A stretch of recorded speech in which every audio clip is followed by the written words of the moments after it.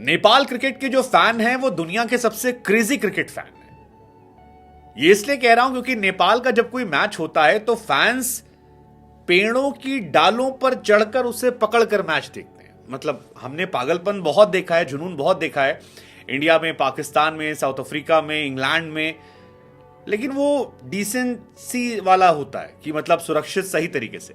लेकिन नेपाल क्रिकेट में भाई साहब पागलपन की इंतहा पार होती है। मतलब पेड़ों की डालियों पर लाइन से लोग खड़े, ना जिंदगी की परवाह है, ना किसी चीज का फर्क है, सिर्फ ये है कि गुरु मैच देखना है। और जिस तरह उनके फैंस पेड़ पर चढ़कर मैच देखते हैं, अब नेपाल क्रिकेट भी दुनिया की बड़ी बड़ी टीमों के सामने चढ़कर खेल रही है। हाँ, हाल फिलहाल में उनका मुकाबला उस नीदरलैंड से हुआ जिसने वर्ल्ड कप में तमाम बड़ी टीमों को चारों खाने चित कर दिया था।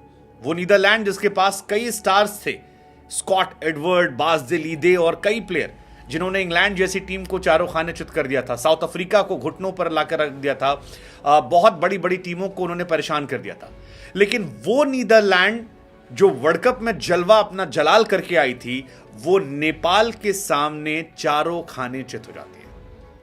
चारों खाने चित हो जाती, कहीं दूर दूर तक वो नहीं रहते। मतलब आलम यह होता है कि नेपाल उन्हें 9 विकेट से हराती है। और 9 विकेट से ज्यादा जो इंपॉर्टेंट चीज रखती है वो ये है कि 208 बॉल रहते वो ये मैच हार जाते हैं। यार नेपाल अद्भुत गोई। और इसीलिए मेरे मन में कभी कभी सवाल आता है कि गुरु अगर इसी तरह ये टीम बढ़ती रही तो फिर क्या होगा। क्योंकि कनाडा को हमने देखा कि इन्होंने 3-0 से कूट कर रख दिया था। उसके पहले हमने देखा कि अंडर 19 एशिया कप में इनका जलवा जबरदस्त था।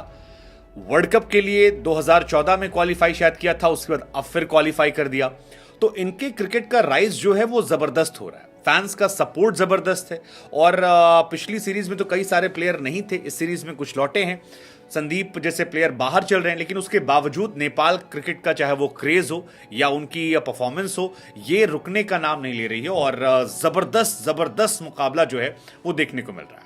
नीदरलैंड एक पावरफुल टीम है। बार बार मैं कह रहा हूं कि नीदरलैंड के पास कई ऐसे प्लेयर हैं जिनको हम जानते हैं, जिनको हमने क्रिकेट देखा है, चाहे वो साइब्रेंड हो, बास दे लीदे हो, स्कॉट एडवर्ड हो, आर्यन दत्त हो, इन सब की बल्लेबाजी हमने देखी है, उनके प्लेयर्स का जुनून हमने देखा है। नीदरलैंड भी एक ऐसी टीम है जिसने अंतर्राष्ट्रीय पटल पर अपनी पहचान बनाई थी और जबरदस्त क्रिकेट खेलते हैं।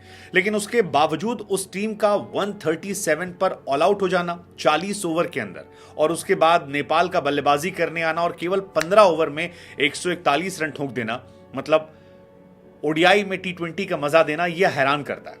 36 गेंद पे 57 अनिल शाह ने मारे। अनिल तो लग रहा है कि यार अपने आप को एकदम सहवाग समझ लिया उन्होंने कि भाई हम सहवाग की तरह खेलेंगे यार, जबरदस्त मार। सबसे शानदार चीज यही थी कि यार अगर आपको लोकल क्राउड इतना ज्यादा प्यार करती तो आप ऑटोमेटिक बूस्ट हो जाते हैं। नेपाल के सामने जो नीदरलैंड की परफॉर्मेंस है वो बहुत हल्की है। नीदरलैंड इससे कहीं बेहतर टीम है, लेकिन वो फुल डोमिनेंस जो है वो शायद उनका नजर आता है। और उस फुल डोमिनेंस का असर है कि कहीं भी वो एग्जिस्ट नहीं करते हैं। गेंदबाजी की बात कीजिए, फील्डिंग की बात कीजिए, बल्लेबाजी की बात कीजिए, हर तरफ चारों खाने चित कर दिया उन्होंने। कुशल ने 7 ओवर में 20 रन देकर 4 विकेट निकाले, जो गेंदबाज के तौर पर बहुत अच्छी इकॉनमी थी।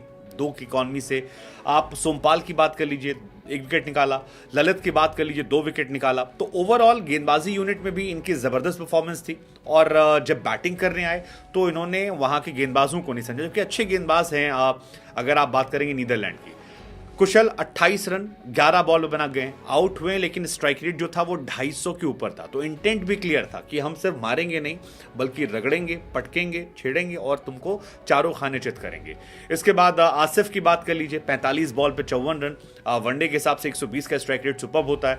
और अनिल का हमने कहा ही कि वो तो सहवाग और Shahid Afridi, Matthew Hayden, Adam Gilchrist वाली लीग भी जा रहे हैं कि भाई साहब हमको 3 नंबर पर सिर्फ मारना नहीं है बल्कि इंपैक्ट दिखाना है। जो सहवाग ने कहा था ना कि बड़े बड़े प्लेयर्स के बीच में जब खेलो तो अपनी पहचान कुछ अलग करना पड़ेगा, तो उसके लिए ये थोड़ा अलग कर। पहले 20 बॉल में 50 रन ठोका, अब यहां पर है।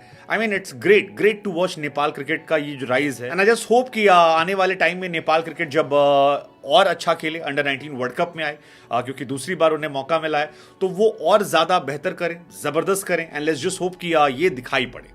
नेपाल क्रिकेट इंडिया भी आने वाला है। उनके तमाम प्लेयर जो हैं वो इंडिया में रहेंगे, इंडिया के साथ खेले कूदेंगे और यहाँ की और जो ट्रेनिंग है उसे लेंगे, मुझे लगता है कि इससे काफ़ी इंप्रूवमेंट और ज़्यादा देखने को मिलेगी। हालांकि ऑलरेडी वो बहुत अच्छे राइस पे, छोटी टीम मिलती तो उस पर वो चढ़ जाते हैं। आपने मंगोलिया के सामने उनके रिकॉर्ड देखे जो इंटरनेशनल, और अब जब हम देख रहे हैं नीदरलैंड के सामने, कनाडा के सामने, तो यहां भी नजर आ रहा है कि यार जबरदस्त है। 9 ओवर में 90 रन, 15 ओवर में 140 रन, आई थिंक फैंटास्टिक है। Let's just wish Nepal cricket और उनके तमाम समर्थकों को हमारी तरफ से बहुत शुभकामनाएं, एंड लेट्स जस्ट होप कि आप जब इंडिया में आए तो आप यहां से और सारी पॉजिटिविटी लें। आपके आने वाले समय में आपके प्लेयर्स जो हैं, खासतौर पर अगले सीजन में मैं एक्सपेक्ट कर रहा हूं कि T20 वर्ल्ड कप के बाद नेपाल के बहुत सारे खिलाड़ियों को हम IPL में खेलते हुए देखें, उनके बहुत सारे प्लेयर्स को हम इंडिया में जलवा दिखा देखें। वैसे भी इंडिया में नेपालियों की संख्या बहुत ज़्यादा है, ऐसे में बहुत ढेर सारा प्यार, एंड कमाल की परफॉर्मेंस यार, कमाल की performance. I mean I just love this match, जो ये परफॉर्मेंस थी और जिस तरह से कुशल ने 4 विकेट निकाले। So best wishes to Nepal cricket, and आप भी जुड़े रहिए हमारे साथ। ये नया पेज है, यहाँ पर आप हमें सब्सक्राइब कीजिए ताकि हमें थोड़ा सपोर्ट मिले, क्योंकि पिछले वाले पेज में कुछ इशू चल रहे हैं, वहाँ पर हम एक्टिव नहीं हो पा रहे हैं। जब कभी भी वो पेज ठीक होगा तो वहाँ पर आएंगे, तब तक आपको क्रिकेट से जुड़ी या बाकी जो इन्फॉर्मेशन है वो यहाँ मिलती रहेंगी। तो जय हिंद, जय भारत और जय नेपाल।